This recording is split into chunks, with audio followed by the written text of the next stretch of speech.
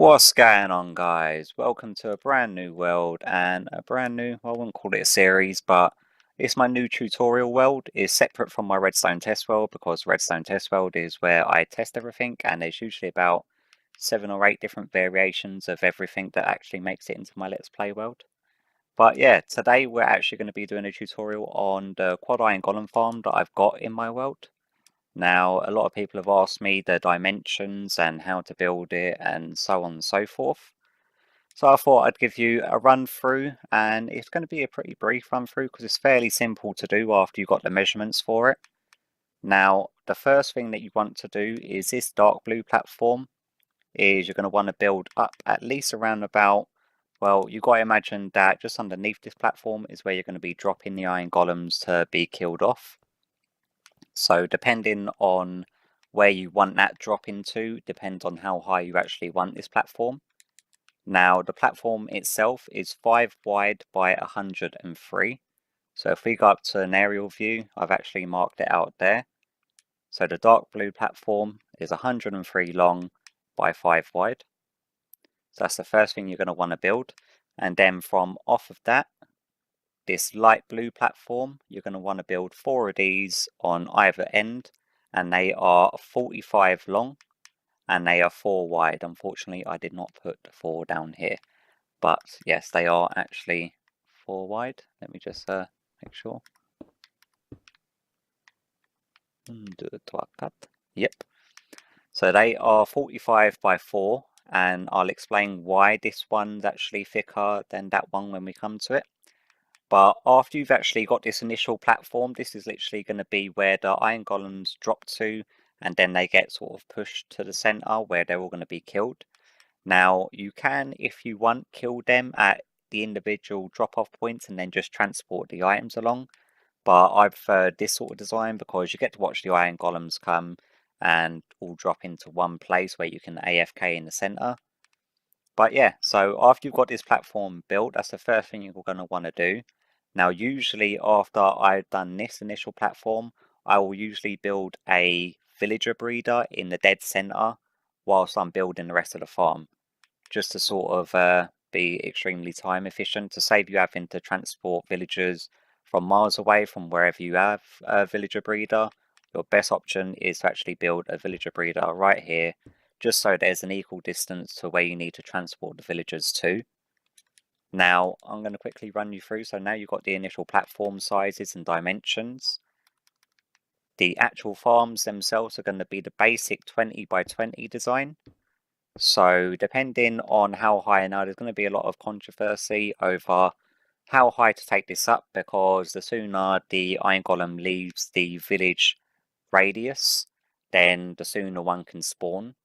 Now, if you want that to be the case, you'll have to build it at least 32 blocks high, this column. But I'm never too really worried about that, because the sort of likelihood of an iron golem spawning is quite low as it is.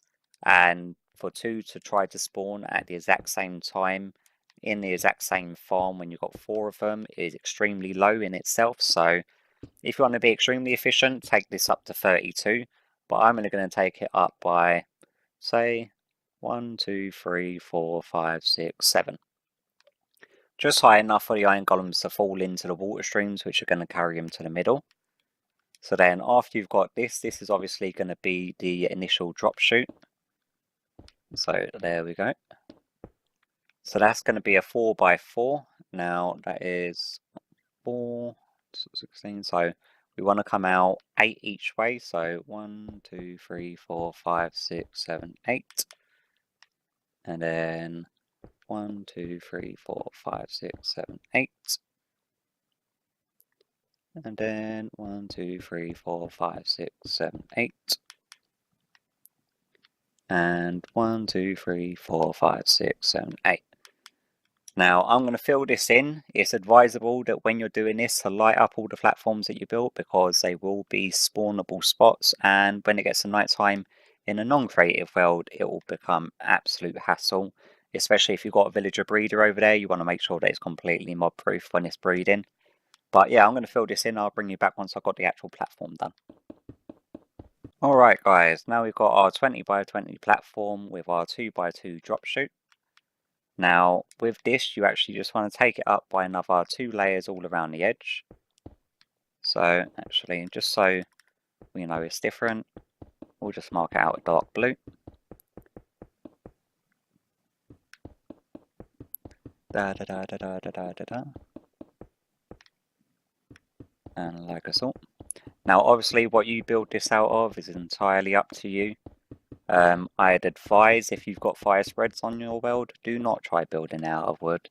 I had a very bad misfortune using wood and leaves for a very natural build, where I actually had to revert to an old save world because it actually burnt down the majority of my iron golem farm. But yeah, so bring this up by 2, just like so. And that's going to be our first platform. Now, I don't like to put the doors in until I've got the villagers in place. You can if you want.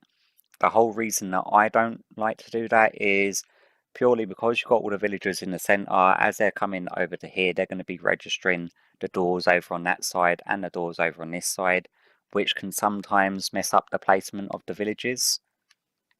So I'll usually prefer to leave the doors till the very last thing before, well, yeah, I'll want to make sure that I've got the villagers in place before placing the doors, but the doors themselves would be here. So our next platform is just going to be on the second layer there. So it's going to be a 3 height gap here, which is just enough room for the iron golems to spawn. So we could get rid of them red blocks, and then I'm going to do another. This is actually going to be an 18 by 18 platform. You can, if you want, make it 20 by 20, but there's no need to. So it's 18 by 18 just on the inner rim of the dark blue. So I'm going to get that quickly done. Alright guys, now that's done, we've got the 18 by 18 with the 2 by 2 drop chute in the centre. Now this is obviously going to be our next platform up. So if we switch back to this, we want to do the exact same thing again, and I've been removed from my own party. Yeah. There we go. I usually just sit in a party by myself, so it's usually just set onto invite only to avoid people randomly joining me or sending me party invites. So yeah, you just want to take this layer back up by 2 again, just like you have with the layer underneath. We'll just run that around. Oh, not you. Like us all.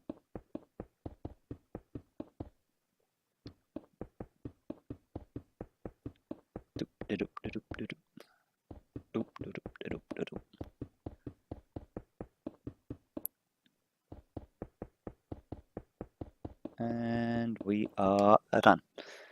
So that's that. Now what you should really do is you've got the choice of half slabbing or using glass. I tend to usually use glass, but you have to do some sort of layer along the top rim here. One is that it will prevent the actual iron golems from spawning outside of where you want them to spawn. And 2, it will stop mobs from spawning, because the last thing you want is mobs getting stuck in the system. And you don't want these iron golem farms to be taken up by random hostile mobs. Okay, once you've got the glass in place, what you want to do is build these little L shapes in each of the corners, and I'll show you why in 2 seconds. We do that, so that's all of them. Now for the water, I tend to carry around a couple of stacks of ice while doing this in my Let's Play. And that's purely because they stack to 64 and they're a lot easier to use than carrying around buckets of water. But if you haven't got a silk touch pick, then you can obviously do the water trick where you only have 2 buckets and then you make an infinite water source somewhere and then just do it that way. But yeah, ice is definitely the way to go. Now you just want to fill the lines up in between the L shapes with water, and then they should all flow directly to the centre, like so. Nice. And then you want to place 1 water source in each of the corners, like so. And that's all flowing to the middle. And then you just want to do the exact same for the floor below. So Let's get our blocks. Do that. Do that. Do that. And do one here. And then water, all the way along. I'm placing it quicker than it can actually update. There we go.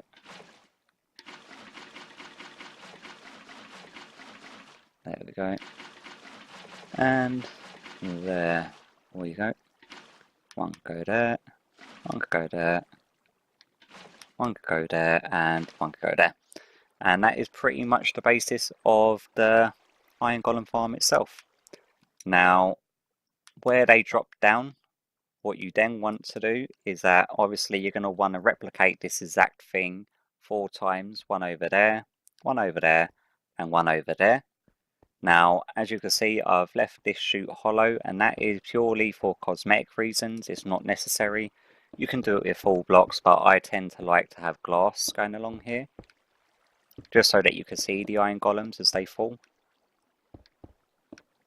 But yeah, so what I'm going to do is I'm actually going to do all the glass running, build the other 3 farms up, and then I'll bring you back once that's all done.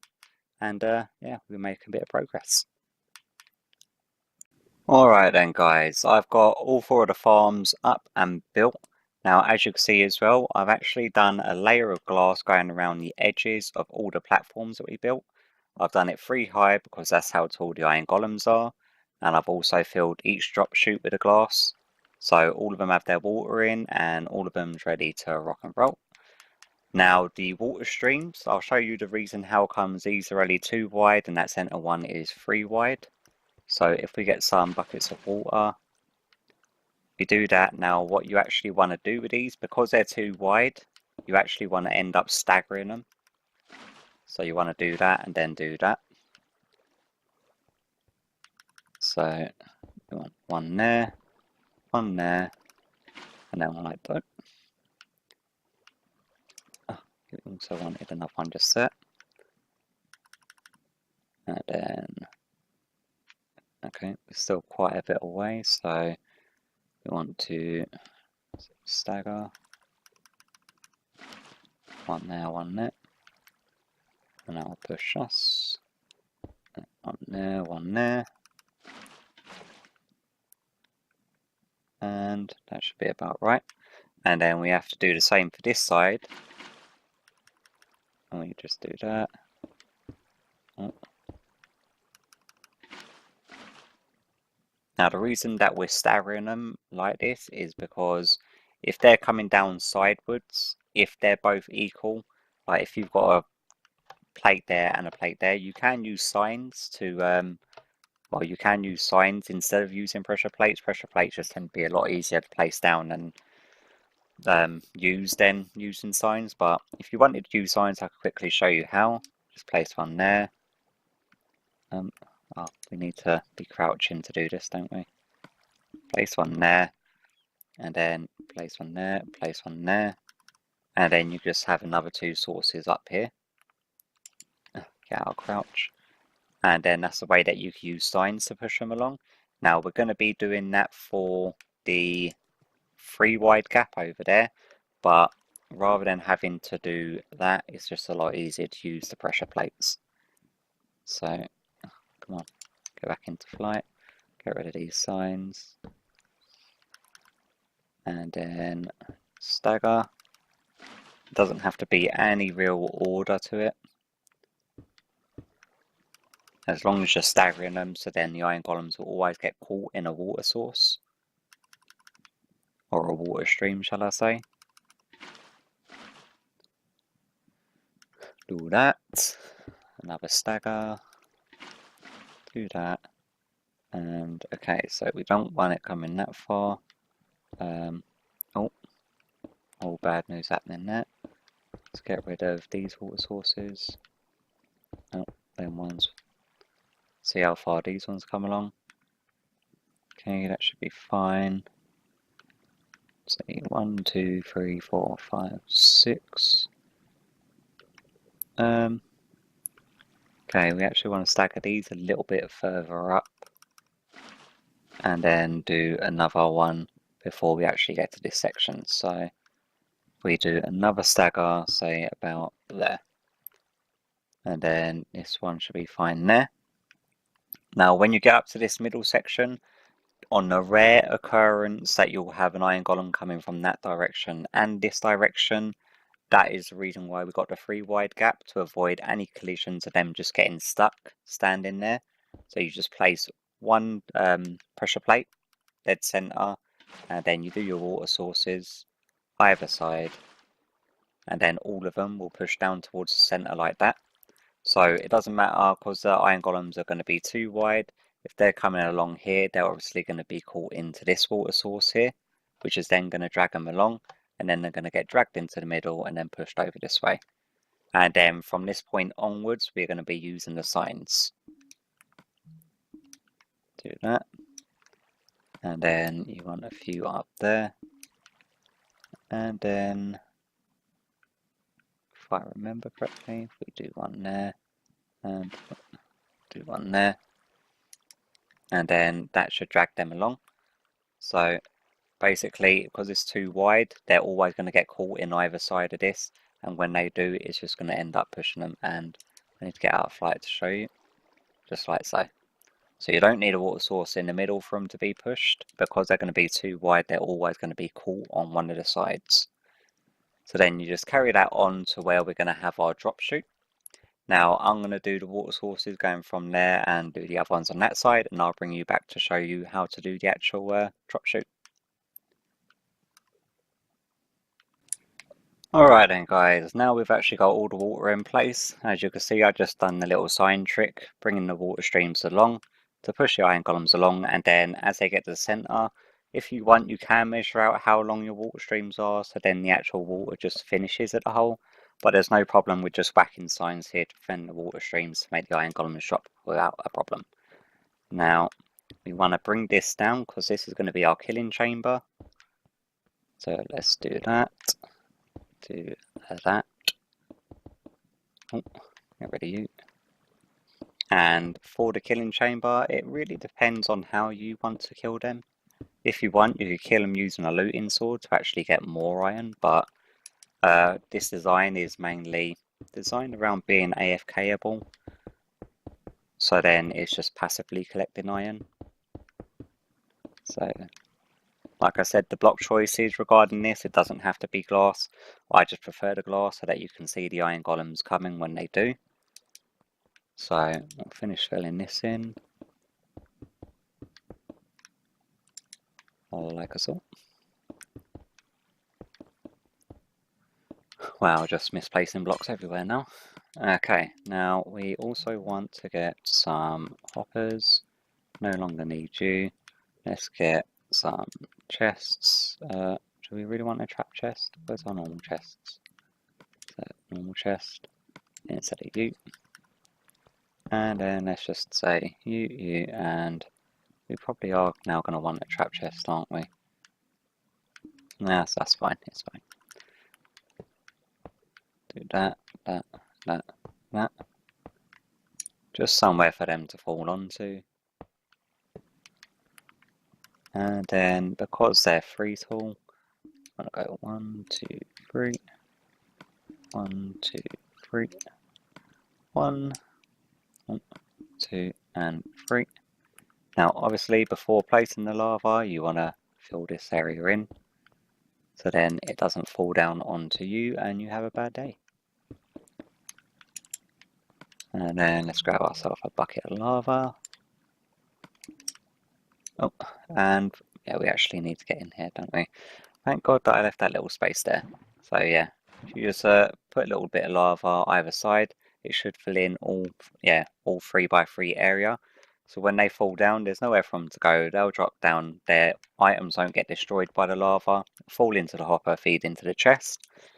And that's pretty much the killing chamber. You can have this killing chamber as low as you want.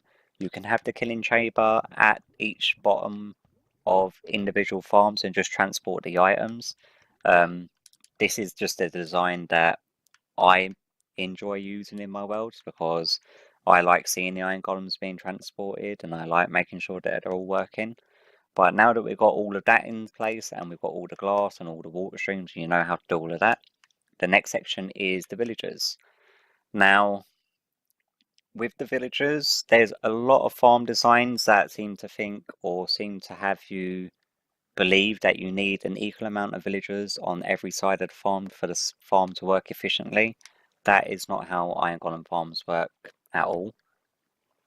So what I want you to do if you're going to be copying this design is just come in by 5. So 1, 2, 3, 4, 5, and then we'll just do a row of glass here, and then make sure it's 5. 1, 2, 3, 4, 5, and then bring this out by 3.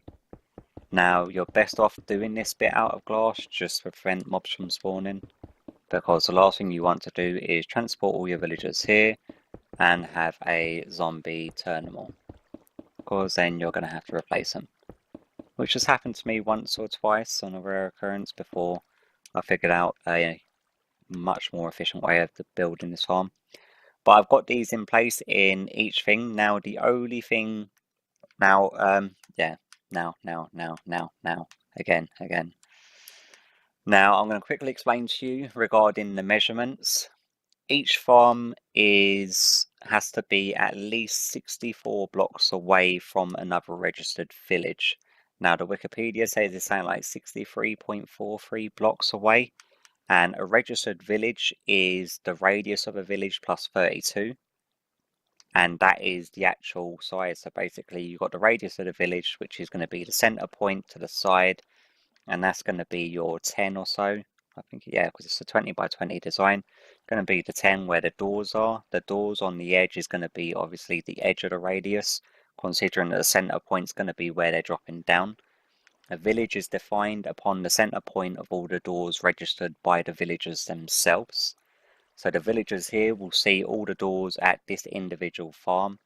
So the edge of this actual village, the sort of artificial village, will be 32 blocks away from the doors, which will lead you to around about halfway here, which should be around about here. And then obviously the same is going to happen for this farm, which would lead you to around about here. Now I've made sure with my measurements to give at least 5 blocks leeway in between, just so there is no chance of overlapping. So yeah, the measurements that I've got here, the initial platform of 103 for the center point and 45 for each branch off point, allows you for just, I think it works out as like 67 or 68 blocks between the edge of each farm, and that has worked 100% fine in every world that I've built one in. But now let's go to putting our villagers in.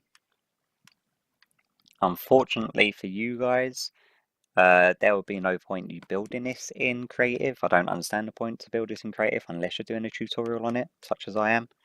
But yeah, you're going to have the fun and games of transporting the villagers, which you should have been breeding in the center, which would make things a lot easier for you right now. And then I've figured out that the magic number is to have at least 10 in each. I think you need a minimum of 10. So 1, 2, 3, 4, 5, 6, 7, 8, 9, and 10. And then with them, we also want to just cap them off with glass. Now, obviously, no iron golems are going to be spawning anytime soon because we've not placed any of the doors. But what I will do now, because the villagers are in this one, what you can do is go grab yourself an absolute bunch of doors, which is going to use, which is going to look best. I would use iron, that would look best with this colour scheme, but we'll go with birch. So if you just face away and just place the doors, obviously you're going to have this spot here on each corner of each farm that you're going to probably just want to whack a little torch down or put some light in or half slab, because you don't want, just for cosmetic reasons, like if you wanted to, you can just whack another door down here. There's nothing stopping you from doing that, but cosmetically, without falling, it's not going to look great.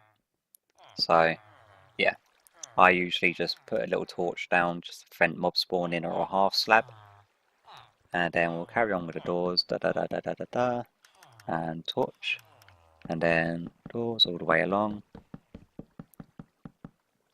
And then torch. And then doors all the way along. We missed one there, don't worry, I saw that.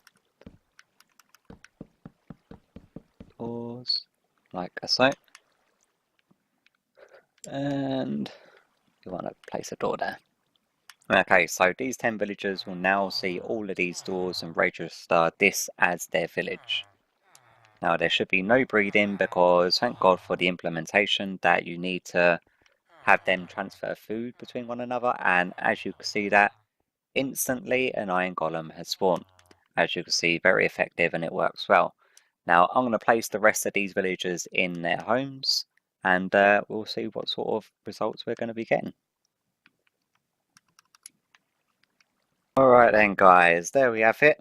All the villagers are in place and as you can see, they are now starting to spit out iron golems. So yeah, I think that's going to do it for this tutorial. Hopefully it's explained fully on the sort of dimensions and how the farms themselves work. And hopefully the cosmetic side of things, I would advise going ahead and whacking some half slab ceilings over all the waterways. Just to sort of tidy it up, and obviously try to use a block palette that will match the surrounding area, or just pick basic stone if you're going to be building it in the middle of nowhere just as an AFK spot. But yeah, hopefully this has helped you along and helped you to figure out how to build one of these if you so wish to. There are a number of different self-resetting iron farms now that will do like 32 villages, but for simplicity's sake, this farm is 100% guaranteed to work. There's no waiting time for it to reset. I think the reset time of the 32 one's like 45 minutes before it starts spitting out iron. But yeah, this is just a very, very simple farm to build, and the main dimensions that you have to remember is this one, the 103 by 5 platform going straight down the center, and then you've got the 45 by 4 platform spreading off from each side, and then that pretty much is the foundation to the entire farm itself. And as you can see, regarding of where the villagers are on equaling amount over each side of the farm is completely unnecessary, and it's more of a hassle having to move the villagers to each side rather than just dumping them all on one side. But yeah, as you can see, all 10 are on that side, all 10 are on that side. The same for the 2 farms over this one, and they're all working 100% fine that I've seen so far. But yeah, hopefully you've enjoyed this tutorial and hopefully it's helped you a lot. And hopefully if you have and you have enjoyed it, I'll hopefully see you all in the next one. Bye bye.